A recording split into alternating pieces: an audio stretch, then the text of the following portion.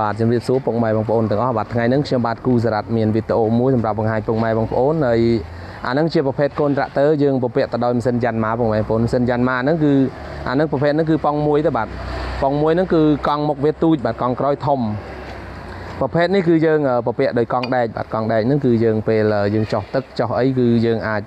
វាអត់ជាប់ផុងទេបាទពុកម៉ែបងប្អូនអាប្រភេទហ្នឹងគឺវាជំនួយដោយថាជំនួយពេលមានទឹកមានផុកមានអីគឺវាអាចជួយបានបាទពុកម៉ែបងប្អូនប្រភេទនេះដែរគឺយើងពពាក់ដោយផាល4សន្លឹកយើងដាក់4ក៏បាន3ក៏បានតាមយើងសេរីបាទវាមានចម្លោះពីមួយយើងសេរីបានបាទពុកម៉ែបងប្អូនយើងចង់សេរីទៅឆ្វេងទៅស្ដាំក៏បានបាទប្រភេទនេះគឺយើងប្រើទៅដោយដៃវិជាលើកប៉ែលមុខក្រោយបាទពុកម៉ែបងប្អូនថ្ងៃនេះគឺខ្ញុំសាកឲ្យមើលបាទប្រភេទនេះគឺប្រភេទសិនយ៉ាន់ម៉ាពុកម៉ែបងប្អូនសិនយ៉ាន់ម៉ាប្រភេទនេះគឺយើងមានភ្លើងបាទមុខក្រោយសញ្ញោឆ្វេងស្ដាំបាទដេកឲ្យពុកម៉ែបងប្អូនមើលបាទប្រភេទនេះគឺយើងទម្លាក់បែលគឺយើងបញ្ជាបាទចង់លឿនចង់យឺតបាទចង់លើកកង់ប្រភេទនេះគឺយើងចង់លើកកង់លើកអីក៏លើកបានទាំងអស់ហ្នឹងបាទអត់ចាំបាច់យើងនេះបាទយើងជាប់ផុងជាប់អីគឺយើងលើកបានបាទប្រភេទនេះគឺវាងាយស្រួលបាទប្រភេទនេះគឺយើងពពាក់ទៅដោយ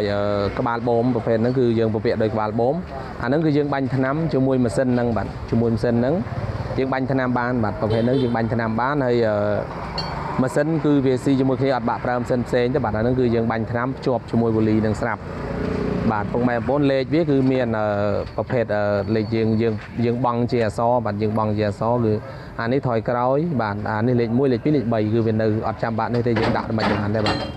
ហើយប្រភេទសេម៉ាំងគឺយើងអត់បានដាក់ទៅលើទេបាទប្រភេទហ្នឹងគឺយើងដាក់ទៅលើវាក្តៅចំមុខយើងអញ្ចឹងយើងដាក់រៀងមកចំហៀងបាទពុកម៉ែបងប្អូនហើយទស្សនានៅផាលបាទផាលហ្នឹងគឺយើងពពាក់ដោយ4សន្លឹកដោយអត់ចាំបាច់ភ័យទេបាទប្រភេទហ្នឹងគឺយើងសម្រាប់វាមកសំកម្លាំងបាទពុកម៉ែបងប្អូនប្រភេទកង់ដែកដូចជាកង់ដែកដូចអីហ្នឹងគឺយើងដាក់ពីខាងអាហ្នឹងយើងចង់ដោះក៏បានអីក៏បានបាទអត់ប្រមាថទេបាទខ្ញុំបាទអត់មានអីច្រើនបាទសូមអរគុណនិងសូមគោរពលាពុកម៉ែបងប្អូនបាទ